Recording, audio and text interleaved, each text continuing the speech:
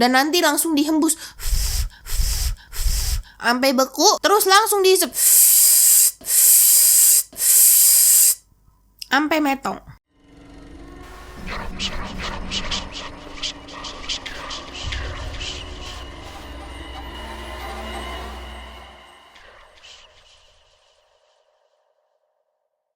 Selamat datang di Nyerem Serem yang bisa bikin lu merem, zerem. Bersama Gina Eros atau biasa dipanggil Geros yang hobinya bacain cerita horor dari kalian. Apa kabarnya nih kalian semua? Udah lama banget kita nggak nyerem serem ya nggak sih? Dari kemarin nyore mulu. Pasti kalian kangen kan? Kangen kan? Nah, sekarang gue mau bawain legenda-legenda horor dari Jepang, guys. Siapa nih di sini yang suka Jepangan atau orang wibu? Gue sih enggak ya, tapi menarik tahu cerita-cerita horor dari Jepang ini. Dan entah mengapa kebanyakan dari cerita horor Jepang, legendanya itu selalu kayak perempuan yang ada masalah, terus dia jadinya menghantui gitu deh. Kebanyakan ya, makanya hari ini di video ini gue bakal bahas legenda-legenda Jepang yang perempuan-perempuan yang bermasalah ya guys. Entah dia diselingkuhin atau dia yang selingkuh terus dia mati dan gentayangan. Pokoknya gitu deh. Kalian makanya tonton terus sampai habis ya. Sebelum kita lanjut ke ceritanya, gue mau mastiin nih, kalian udah subscribe belum ke channel gue? Kalau belum, subscribe dulu. Dah? Oke, mari kita lanjut ke ceritanya. Oke, hantu pertama ini adalah Kuchisake Onna, yang dipercayai wujudnya seperti ini nih guys. Perempuan yang mulutnya robek terus dia nyembunyiin mulut robeknya dengan memakai masker. Kuchisake Onna ini sering banget muncul di jalan-jalan sepi waktu malam hari. Dan biasanya korban-korbannya ini adalah anak-anak sekolah atau anak kampus yang belum pulang nih malam-malam guys. Terus dia sendirian jalan buat pulang. Nah, si Kuchisake Onna ini sebenarnya punya tujuan nih guys, menghantui orang-orang ini nih. Dia sebenarnya kayak pengen validasi dirinya kalau dirinya itu masih cantik. Karena konon legendanya ini, Kuchisake Onna ini dulu dia sangat cantik, wanita yang cantik, terus dia bahenol, terus dia merupakan istri dari seorang yang kaya raya. Tapi kenapa dia bisa kayak begini nih padahal hidupnya enak ya? Karena dia punya sifat yang sombong dan juga narsis guys. Jadi dia sering banget selingkuh diem-diem di belakang suaminya gitu. Gak baik nih kayak begini ya. Tidak bersyukur. Awal mulanya lancar-lancar aja nih ya, nggak ketahuan sama suaminya atau siapapun. Tapi guys, suatu hari suaminya tahu nih, ketahuan kalau Kuchisake Onna diem-diem selingkuh di belakang dia. Dia marah, murka gitu ya sama ini istrinya, dan dia tahu nih sifat istrinya apa yang bisa bikin istrinya selingkuh mulu kayak begitu, yaitu dia ngerasa sok cantik dan dia sombong banget gitu. Akhirnya tahu nggak apa?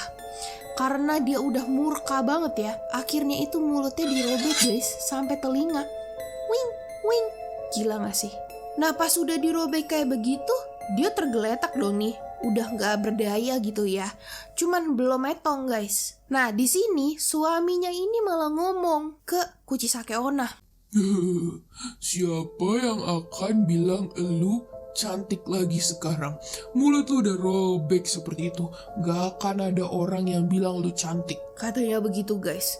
Dengar itu Kuchisake Onna langsung kepikiran gitu loh guys. Padahal dia udah setengah metong ya. Ya akhirnya dia metong dan dia jadi arwah gentayangan yang selalu nanyain nih ke orang-orang, apakah saya cantik atau tidak gitu. Dengan bentukan yang kayak begini nih guys. Serem banget gak sih? Yang gue heranin juga dia kan pakai masker ya. Itu dapat dari mana ya maskernya?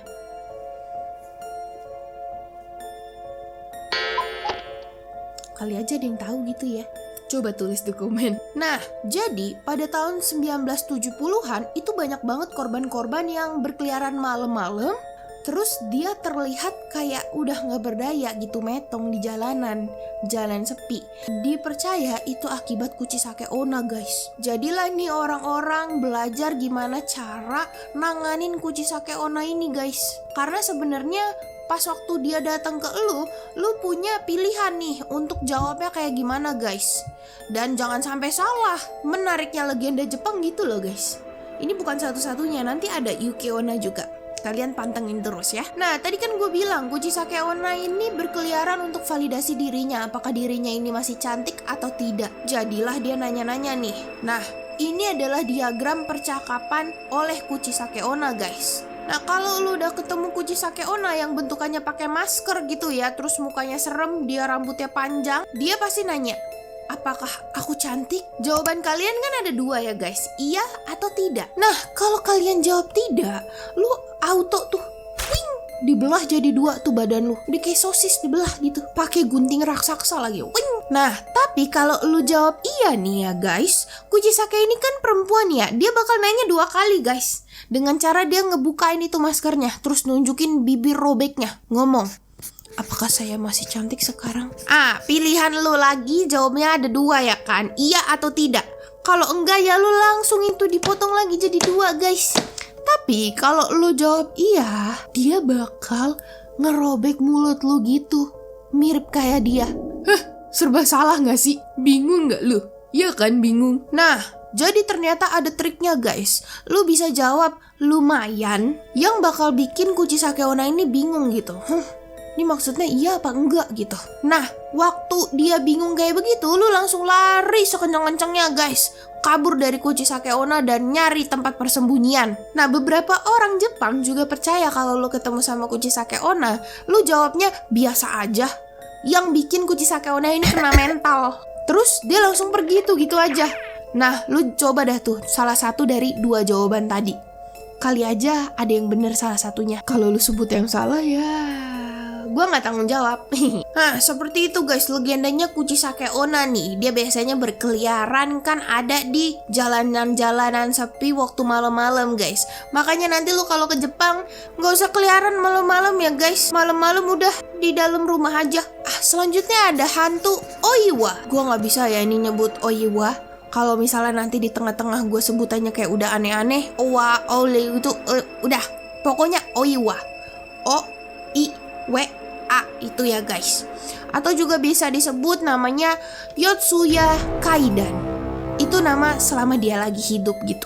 Nah, Oiwa ini lagi-lagi adalah wanita guys. Seorang istri yang suaminya ini yang bejat. Kebalikan ya sama Yukisake Onna.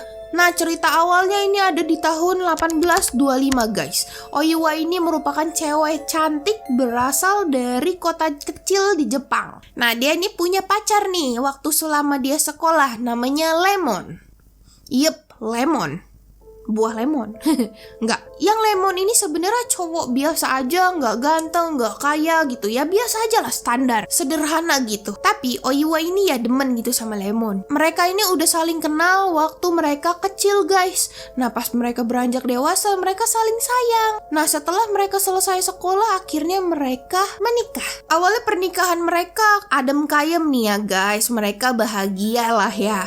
Cuman suatu hari Oiwa ini hamidun nih. Dia tiba-tiba hamil anak pertama ya guys.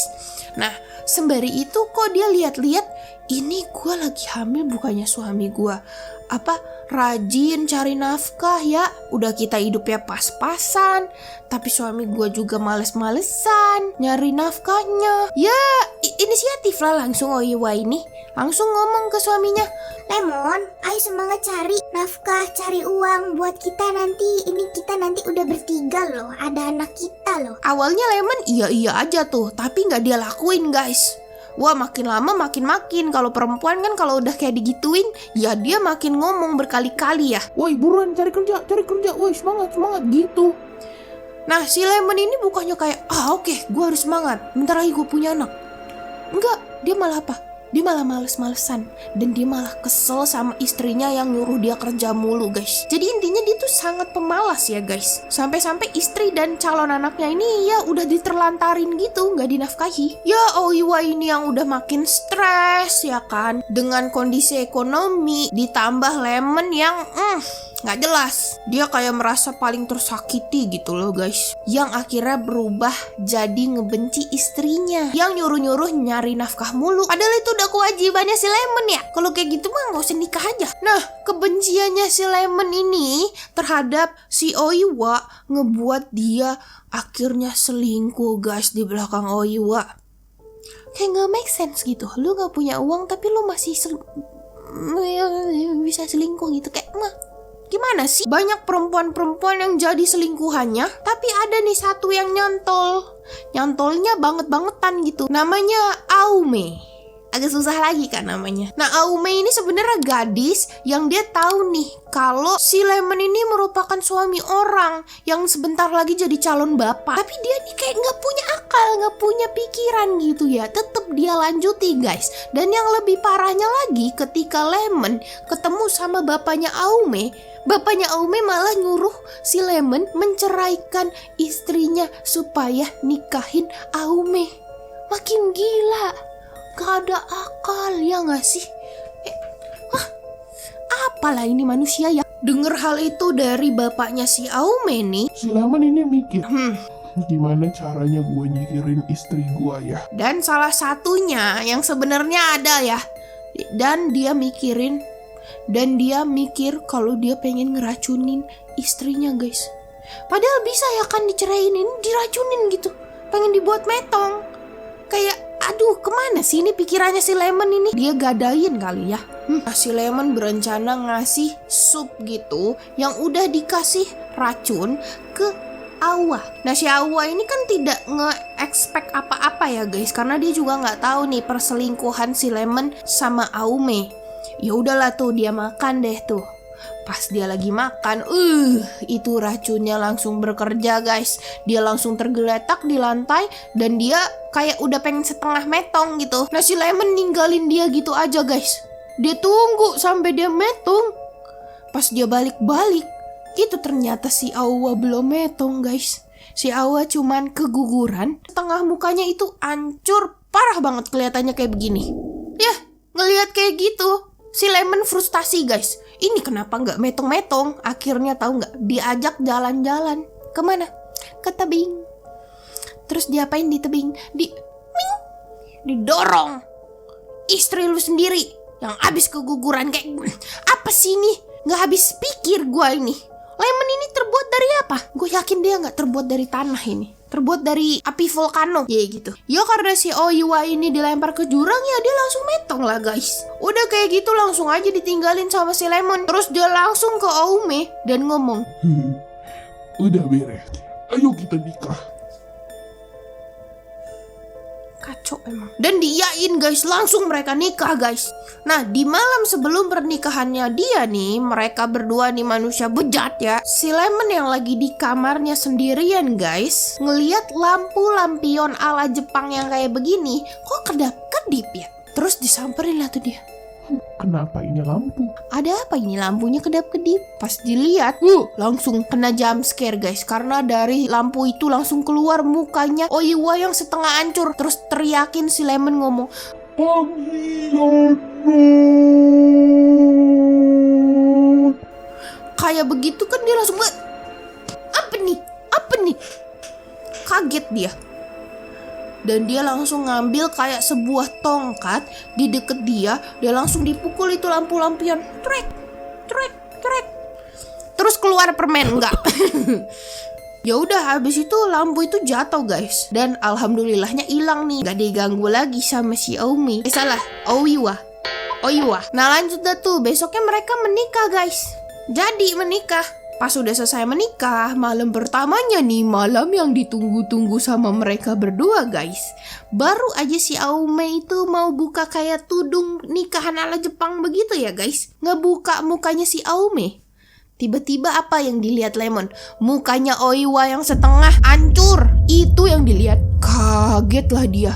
Mana terus si Aume ini ketawa-ketawa nyaring, dan ketawanya itu mirip ketawanya Oiwa. Kaget banget gak tuh? Dia panik, mana ketawanya gak berhenti-berhenti. Terus mukanya serem banget. Ini kenapa Aume mukanya jadi Oiwa? Akhirnya dia ambil kentana ya guys, alias itu apa namanya? Pedang gitu. Terus dia langsung swing. Yep, itu gelinding langsung kepalanya. Udah kayak begitu, suara ketawanya si Oiwa ini gak berhenti-berhenti. Dia masih tetap denger gitu di telinganya guys. Ngebikin dia stres ya kan. Akhirnya dia lari keluar rumah. Pas dia lari keluar rumah nih, dilihat sama kakeknya si Aume. Nah, disamperin kan tuh. Kenapa nih ada darah? Pas dilihat, itu kepala cucunya udah di lantai guys, misah sama badannya. Akhirnya dikejar lah tuh si Lemon. Pas Lemon dikejar, terus dipanggil-panggil, Lemon, kenapa kamu? Wah, gitu. Pas Lemon nengok ke belakang, ngeliat si kakeknya si Aume ini, dia malah ngeliat kakeknya Aume itu kayak apa? Kayak mukanya Oiwa juga. Dan dia ngeliat kakeknya Aume ini ketawa-ketawa dengan suaranya Oiwa. Mampus kau. Yang akhirnya apa? Dia masih megang kentana nih guys. Wut! Dua itu kepala gelinding. Sayangnya itu suara gak berhenti guys. Akhirnya dia kayak lari gak tahu arah, pengen nyamperin suara itu dan ngehabisin suara itu guys. Makanya itu kentana masih ada di tangan dia. Yang ujung-ujungnya dia nyampe di tebing yang sama di tempat dimana Oiwa itu didorong sama dia. Dan ya, dia langsung aja gitu, langsung wing, terjun bebas. Karena dia udah stres banget ngedenger ini suara Oiwa ketawa nggak habis-habis, dia stres, dia pusing, akhirnya wing. Di cerita ini kan dipercaya kalau Lemon itu terjun ya guys. Tapi ada beberapa kisah juga yang ngomong kalau warga setempat nih sempet lihat nih si Lemon ada di tebing itu. Dan sempet ngelihat ada kayak sosok perempuan di belakang Lemon yang ngedorong Lemon terjun ke tebing. Gitu katanya guys. Dan mereka percaya kalau perempuan itu adalah Oiwa guys. Jadi seperti itu dia balas dendamnya. Untung aja ini Oiwa nggak gentayangan ke yang lain-lain ya guys. Ya udah dia cuma balas dendam aja sama suaminya. Udah habis itu dia tenang. Kasian ya nih guys. Kan dia keguguran ya. Dia kan udah sedih banget tuh. Sampai banyak banget ilustrasi-ilustrasi yang ngebikin mukanya Oiwa yang setengah hancur itu lagi ngegendong bayi gitu guys. Sedih banget loh. Kayak sedih gitu gak sih mukanya juga. Aduh, si Lemon. Nah, kita lanjut ke kisah Ruko-Rukobi, yaitu wanita tersakiti juga nih guys, yang akhirnya dia berubah jadi siluman leher panjang kayak begini. Ya dia mirip-mirip kayak kuyang gitu gak sih kalau di Indonesia. Tapi kalau kuyang itu kan ngelepasin badan sama kepala. Kalau ini kepalanya panjang gitu. Nah, Ruko-Rukobi ini adalah yokai atau kayak siluman gitu guys. Siangnya dia kelihatan kayak manusia biasa nih, tapi kalau malam dia bakal berubah wujud guys. Jadi makhluk yang seram yang lehernya panjang. Dan itu komuknya bakal berubah jadi wujud yang nakutin banget lah. Pokoknya serem banget lah. Padahal kalau siang dia cantik banget gitu. Nah, si Mbak Ruko-Rukobi ini sebenarnya manusia biasa ya guys tadinya. Yang dia cewek cantik gitu ya. Kerjanya tapi melanggar mulu. Ada aja yang dia langgar.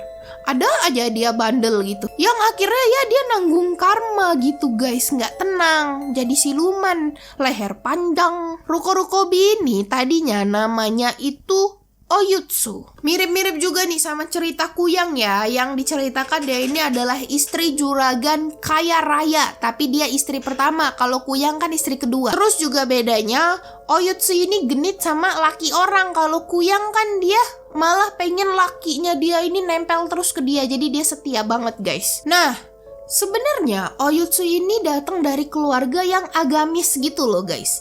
Dia bahkan dimasukin kayak pesantrennya gitu. Kita sebut aja kuil ya. Ya buat belajar agama. Nah, tapi nih bukannya dia makin baik, makin alim, tobat terus, tapi dia malah makin nakal guys.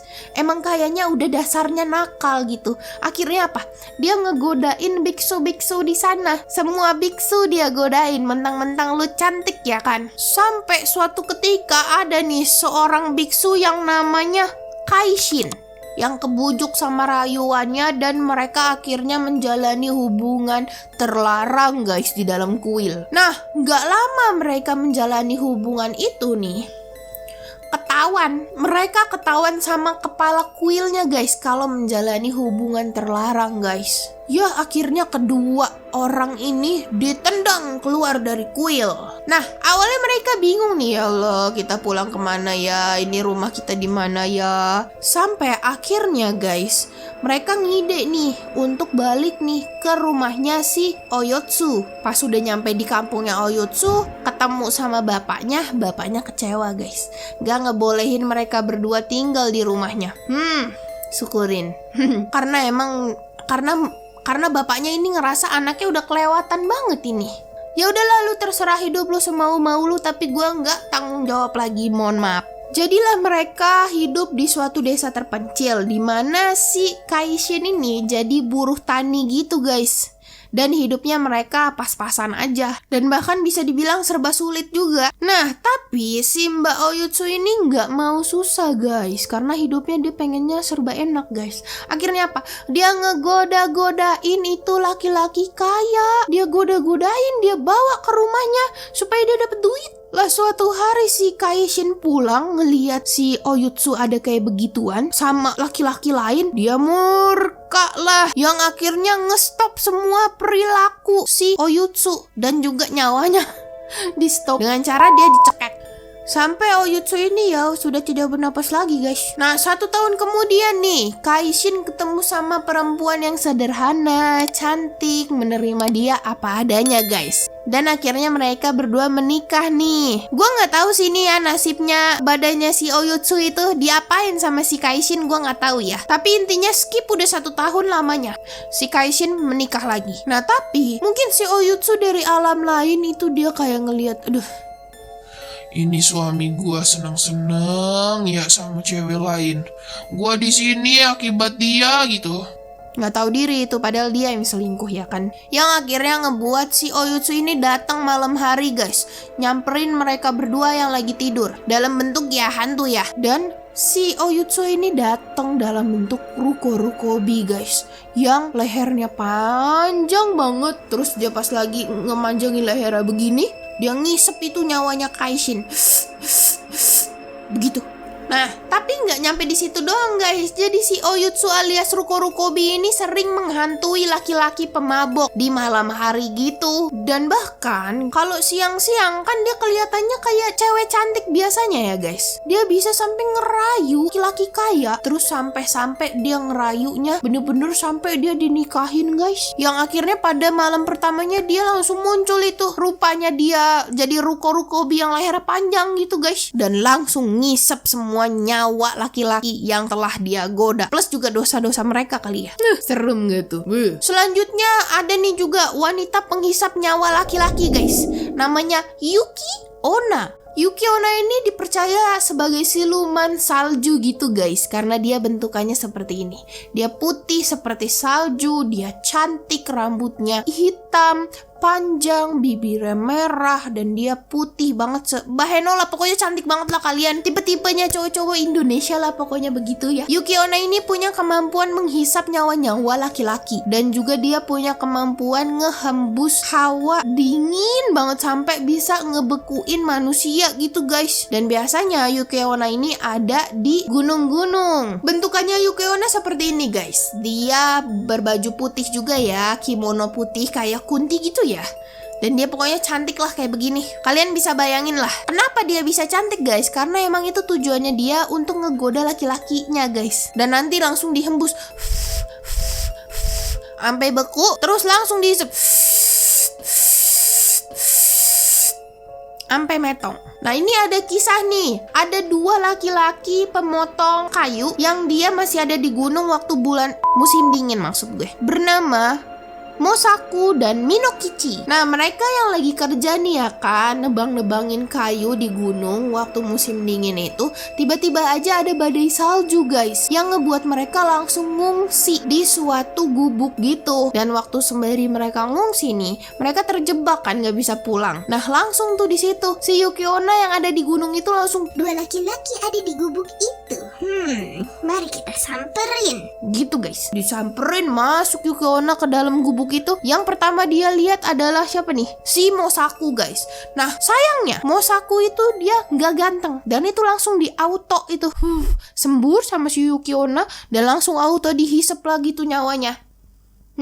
Karena apa? Karena dia nggak ganteng. Pas Yuki Onna ngelihat Minokichi, Ganteng banget. banget. Yang ngebuat apa? Yuki Onna nggak jadi ngehembusin itu dan ngisep nyawanya, nggak jadi. Dan mereka akhirnya berkompromi. Si Yuki Onna pengen ngelepas si Minokichi karena Minokichi ini ganteng. Dasar hantu aja bisa pilih-pilih seperti ini ya. Dan ya akhirnya Minokichi pengen dilepasin dengan syarat guys, kalau Minokichi nggak boleh cerita apapun tentang keberadaan Yuki Onna dan si Minokichi ini dilepasin sama Yuki Onna. Bertahun-tahun lamanya Minokichi hidup dengan bahagia ya guys, sampai suatu saat dia ketemu nih sama perempuan yang cantik banget, putih banget, rambutnya panjang, tinggi, bahenol, bibirnya merah, pokoknya cantik banget dah. Dan akhirnya mereka berpacaran terus menikah nih guys. Di dalam pernikahan mereka hidup bahagia guys bertahun-tahun lamanya sampai mereka punya 1 anak. Nah karena mereka ini kan udah nikah lama banget ya guys, makin lama mereka makin menua dong guys. Kelihatan ini kerut-kerutan gitu ya guys. Tapi kelihatan yang menuanya itu cuma si Minokichi. Lah pas dilihat kayak begitu kan si Minokichi ini kan bingung ya pas ngelihat dia kayak gitu. Terus dia nanya suatu hari, kok kamu gak pernah menua ya? Kenapa kamu muda terus ya? Apa rahasia kamu? Kamu pakai skincare apa? Kamu olahraga apa? Kamu makannya apa? Kan kita makannya sama. Kenapa aku makin tua gitu kan? ya begitulah pokoknya intinya. Dan disitulah guys ini ngaku ke Minokichi kalau dia adalah siluman salju dari gunung itu yang dulu sempet pernah ketemu sama Minokichi dan ngebebasin Minokichi guys. Ngedenger itu kan dia kayak agak kaget ya. Tapi Minokichi ini gak yang takut sama Yuki Onna karena Yuki Onna baik banget gitu. Bertahun-tahun dia kan hidup bareng sampai punya anak 1 setengah siluman anaknya. Ya udah dah mereka biasa aja. Tapi makin lama warga sekitar kan mencurigai ini kenapa Yuki Onna tidak kelihatan menua. Yang akhirnya mau gak mau sebelum dia ditangkap sama warga, Yuki Onna ini akhirnya apa guys? Dia akhirnya harus balik ke gunung guys, ninggalin Minokichi dan anaknya. Dan dia berpesan, Tolong ya, jaga anak kita yang setengah siluman ini ya. Saya harus balik. Saya tidak mau membuat keonaran dan saya ingin menyelamatkan diri saya dari warga-warga yang sudah curiga. Akhirnya lah ya Minokichi ini dengan rasa sedih, terus sedihnya dia jauh dari Yuki Onna dan ya udah dia iyain. Dan Yuki Onna itu langsung menghilang jadi debu guys. Oh ya gue cerita juga nggak tadi kalau Yuki Onna tuh bisa berubah jadi debu juga, kayak puff langsung hilang gitu. Yuki Onna juga punya kemampuan itu. Nah legenda keberadaan dari Yuki Onna ini masih ada guys, dipercaya sampai sekarang. Makanya nih laki-laki yang mau naik gunung itu mereka harus hati-hati guys. Ketemu sama wanita cantik mending dijauhin aja gitu ya guys, karena bisa jadi Yuki Onna dan lu jadinya nanti nyawa lu diisep gitu. Dan juga menjadikan laki-laki yang mukanya biasa aja nih guys jadi kayak harus mikir-mikir kalau dia mau naik gunung. Bisa jadi gua ketemu Yuki Onna kagak selamat nih, gua kayak si Mosaki langsung aja auto gitu karena gua kagak cak. Emang bener-bener ini si Yuki Onna. Ya sudah guys, sampai situ aja dulu legenda Jepang-Jepangan yang horor dan perempuan semua ya. Ada yang tersakiti, ada juga yang menyakiti. Makanya dia kenapa? Nge-lag saya. Kena imbalnya gitu ya guys. Ini sih nggak merinding ya, ini lebih kayak pengetahuan ya. Kalau kalian merinding, wah gila, kalian penakut sekali berarti. Nah kalau kalian suka cerita ini dan kalian tahu kalau teman kalian bakal suka juga, langsung aja share video gue ke teman kalian. Dan jangan lupa like video ini dan juga subscribe dan nyalain juga itu tombol loncengnya supaya kalian dapat notifikasi setiap gue ngepost langsung ditonton ya guys. Dan juga jangan lupa komen cerita mana yang pengen gue bahas selanjutnya dan juga cerita apa yang kalian suka gitu. Sebenarnya gue masih banyak guys ini legenda-legenda Jepang yang sangat-sangat menarik, cuman sampai sini aja dulu ya guys. Ya udah sampai jumpa di video selanjutnya. Bye bye. Subscribe dan nyalain notifikasi buat dapetin konten horor lainnya. Juga like and share video ini ke teman kalian yang bukan penakut. Cek TikTok dan IG gue di sini ya. Nggak merinding, nggak seru.